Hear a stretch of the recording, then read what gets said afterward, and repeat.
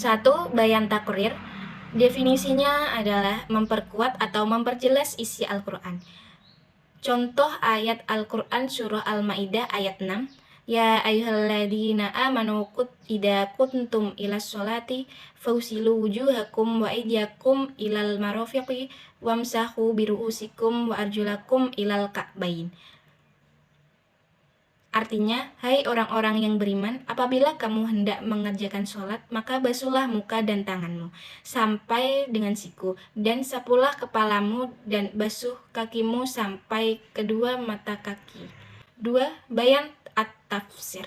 Definisinya adalah memberikan tafsiran terhadap isi Al-Quran yang masih bersifat umum, serta memberikan persyaratan pada ayat-ayat yang bersifat mutlak. Contoh ayat Al-Quran surah Al-Ma'idah ayat 38.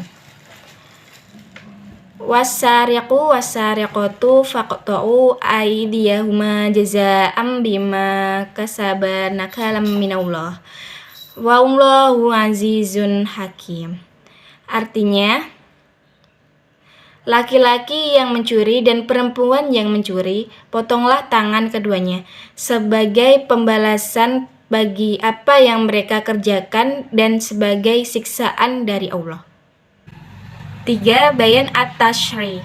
Definisinya adalah pemberi kepastian hukum atau ajaran-ajaran agama Islam yang tidak dijelaskan dalam Al-Quran. Contoh ayat Al-Quran mengenai zakat fitrah surah Al-Baqarah ayat 110. Wa aqimus sholata wa atuz zakah wa ma tuqaddimu li anfusikum min khairin tajiduhu indallah innallaha bima ta'maluna basir. Artinya, dan laksanakanlah sholat dan tunaikanlah zakat, dan segala kebaikan yang kamu kerjakan untuk dirimu, kamu akan mendapatkan pahalanya di sisi Allah. Sungguh Allah Maha melihat apa yang kamu kerjakan. 4. Bayan nasakh. Definisinya adalah ketentuan yang datang kemudian dapat menghapuskan ketentuan yang terdahulu, sebab ketentuan yang baru dianggap lebih cocok dengan lingkungannya dan lebih luas. Contoh ayat Al-Quran surah Al-Baqarah ayat 180. Kutiba alaikum idza hadara ahadakumul mautu in taraka khaira al-wasiyatu lil walidaini wal aqrabina bil ma'ruf haqqan 'alal muttaqin. Artinya, diwajibkan atas kamu apabila ada seseorang di antara kamu kedatangan tanda-tanda maut. Jika ia meninggalkan harta yang banyak, berwasiat untuk ibu, bapak, dan karib, kerabat, serta ma'ruf. Ini adalah kewajiban atas orang-orang yang bertakwa. Hadis mutawatir adalah hadis yang berturut-turut, sedangkan secara istilah hadis mutawatir diriwayatkan oleh banyak orang. Dengan jumlah sebanyak itu mustahil mereka sepakat untuk berdusta. Syarat-syarat hadis mutawatir: 1. Diperoleh dari Nabi atas dasar panca indera. 2. Jumlah perawinya harus mencapai suatu ketentuan yang tidak memungkinkan mereka bersepakat bohong. 3. Adanya keseimbangan antar perawi dalam tabaqoh. Macam-macam hadis mutawatir. 1. Mutawatir lafzi adalah macam-macam hadis mutawatir. 1. Mutawatir lafzi adalah mutawatir dalam satu masalah yang diriwayatkan menggunakan lafaz satu atau lebih namun dalam satu makna. 2. Mutawatir maknawi adalah hadis yang mutawatir dalam kejadian yang berbeda-beda tapi ada satu kesamaan dalam hadis tersebut dalam segi isi atau makna. 3. Mutawatir amali adalah amalan agama yang dikerjakan oleh Rasulullah SAW dan diikuti oleh para sahabat, para tabi'in, dan seterusnya sampai generasi yang sekarang. Hukum hadis mutawatir. Hadis mutawatir itu wajib diterima dan yakin untuk diamalkan. Karya ulama hadis mutawatir. 1. Al-Azhar Al-Mutanatsirah fil Al-Akbar Al-Mutawattirah. Karya Al-Suyuti diriwayatkan oleh 10 atau lebih perawi.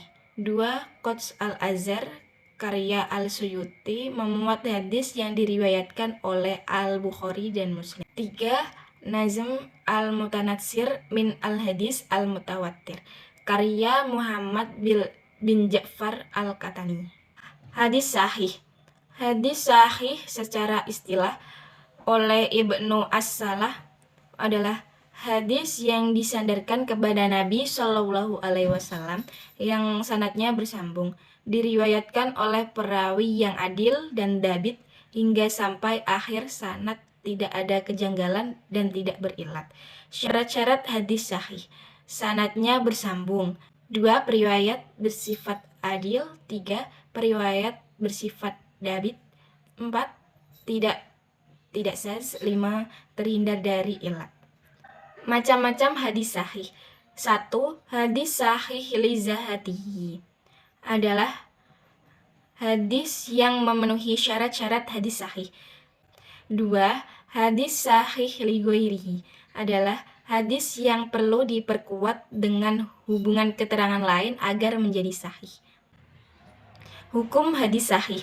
Ada sebagian hadis sahih yang memang wajib dijalankan dan berdosa jika ditinggalkan, tetapi ketentuan itu tidak berlaku dengan semua hadis sahih, sebab kita juga menemukan hadis sahih yang hukumnya tidak wajib untuk dikerjakan, tetapi hanya sebagai sunnah atau mubah saja. Hadis maudhu atau hadis palsu. Secara bahasa, maudhu adalah menggugurkan, meninggalkan, dan memalsukan. Sedangkan secara istilah, hadis maudhu adalah sesuatu yang dinisbahkan kepada Rasulullah SAW dengan cara mengada-ngada dan dusta. Hukum meriwayatkan hadis maudhu: tidak boleh diriwayatkan bagi orang yang sudah mengetahui keadaannya atau statusnya, kecuali dibolehkan jika disertai penjelasan mengenai status hadis maudhu tersebut. Cara mengetahui hadis maudhu ada 3. 1.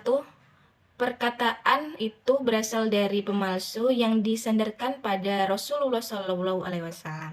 2. Perkataan itu dari ahli hikmah atau orang zuhud dan pemalsu yang menjadikannya hadis. 3. Perkataan tidak diinginkan oleh perawi oleh pemalsunya, cuman karena dia keliru. Cara memalsukan hadis maudhu. Perkataan bohong dan mengada-ngada yang disandarkan kepada Nabi Muhammad SAW. Informasi ini disampaikan dengan mengatasnamakan Nabi, biasanya untuk tujuan popularitas, mengajak orang berbuat baik, ingin dekat dengan penguasa, dan tujuan lainnya.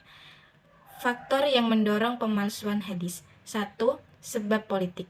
Munculnya peristiwa terbunuhnya Utsman sehingga timbullah perpecahan di kalangan umat Islam. 2. Fanatisme terhadap ras, pemimpin, atau negeri. 3. Pembuat cerita. 4. Perbedaan pendapat dalam masalah fikih. 5.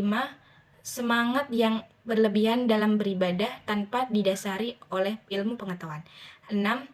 Mendekatkan diri pada para penguasa.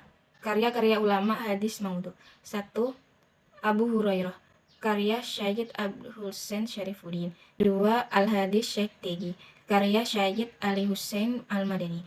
3. Al-Akbar Al-Dakhillah karya Syekh Muhammad Tasyus Syaitan.